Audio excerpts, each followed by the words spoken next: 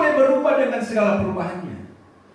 Bumi ini boleh goncang dengan segala keadaan yang terjadi. Tapi ada yang tidak goncang.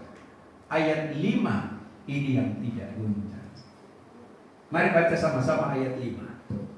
2, 3. Kota Allah, kediaman yang maha tinggi, disukakan oleh aliran-aliran sebuah sungai. Ayat 6. Allah ada di dalamnya. Kota itu tidak akan goncang. Sampai situ. Kota itu tidak akan goncang. Saudara, di ayatnya yang ke-5, yang tidak goncang itu, kota Allah, tempat kediamannya. Saudara, kalau bicara kota Allah, dalam perjanjian lama bicara kota Allah, tempat kediaman Tuhan ketika tertuju kepada Yerusalem. Iya. Karena bagi bangsa Israel dalam kitab perjanjian lama, Yerusalem itu menjadi kota Allah. Kota suci yang menjadi tempat kiblat mereka, karena di sana ada bait Allah, di sana ada bait suci. Sehingga tradisi dalam kitab perjanjian lama pada era zaman itu, bahwa mereka ketika mau berdoa, mereka mengarahkan pandangannya ke bait suci di Yerusalem. Dan mereka datang ke sana untuk berziarah, tidak hanya sekedar berziarah ke Yerusalem, tetapi mereka tujuan ke Yerusalem adalah mereka untuk datang berdoa di bait Allah.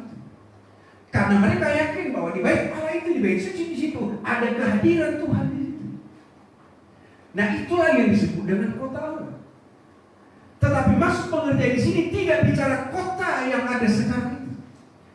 Tetapi ketika Kristus menyatakan bahwa pribadimu sebagai rumah tempat kediaman Allah, maka engkaulah yang disebut dengan kota Allah itu. Pribadimu adalah sebagai tempat kediaman Roh Kudus berdiam.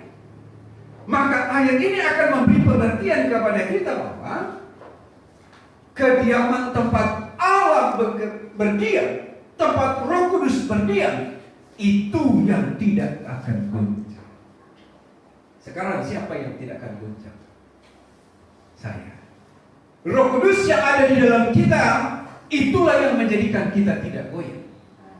Amin. Yang tidak membuat kita goncang.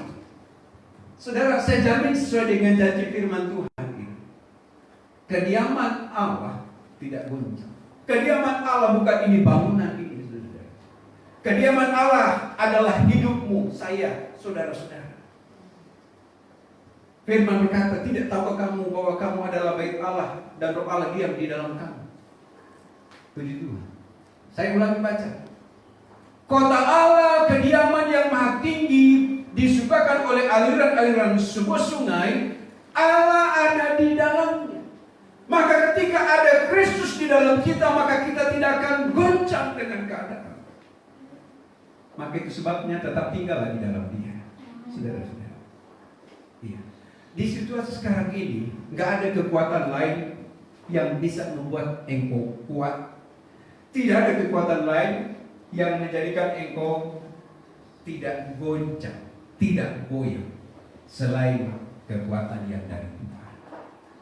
Saudara-saudara, ayat ini berkata, Allah ada di dalamnya, kota itu tidak akan goncang. Jemaat dikasih Tuhan, mungkin hari-hari ini saudara-saudara sedang mengalami kondisi sulit, dan memang keadaan yang serba sulit.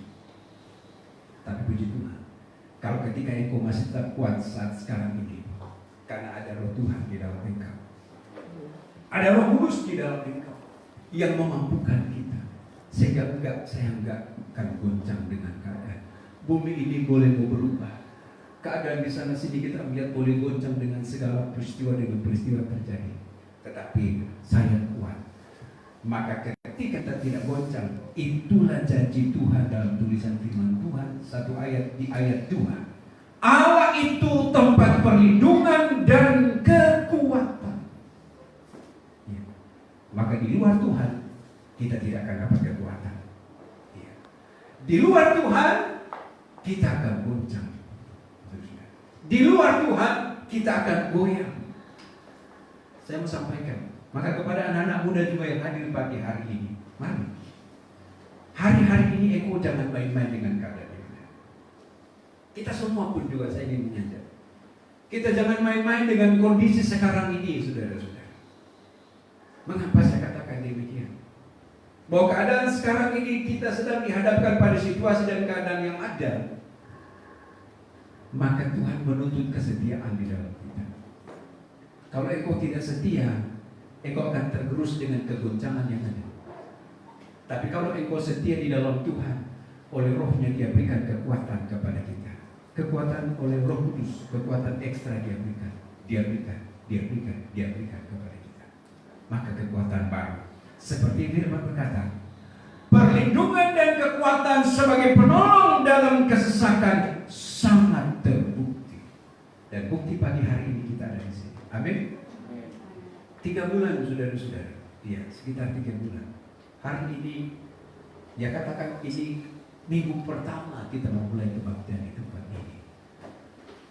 Tadi pagi ruangan yang ada di sini sesuai dengan kuota yang ada, puji Tuhan, bahkan agak lebih sedikit. Hari ini juga, jam ini juga ada, puji Tuhan. Ini menandakan bahwa engkau tidak goncang. Amin. Alasannya apa? Karena engkau kediaman Tuhan. Alasannya apa? Karena di dalam engkau ada Roh Kudus yang terus mengingatkan kita untuk supaya terus engkau ada dalam hadirat Tuhan. Terus engkau menikmati Tuhan. Terus engkau ada dalam persekutuan dengan Tuhan.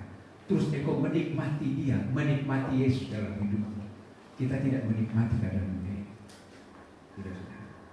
Iya. Sekian lama saya hanya menyampaikan baik lewat tulisan saya, lewat renungan-renungan yang saya bagikan setiap pagi. Pak Gunawan bagikan setiap pagi.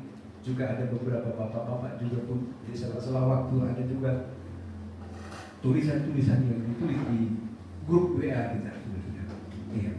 Yang terus memberi kebangkitan kehidupan kita untuk senantiasa terus tetap kuat dalam Tuhan. Ini menjadi penting. Saudara-saudara. Apalagi yang kita mengharapkan di dunia ini, kita nggak bisa lari kemana lagi. Kita hanya bisa lari kepada Tuhan. Amin, saudara-saudara.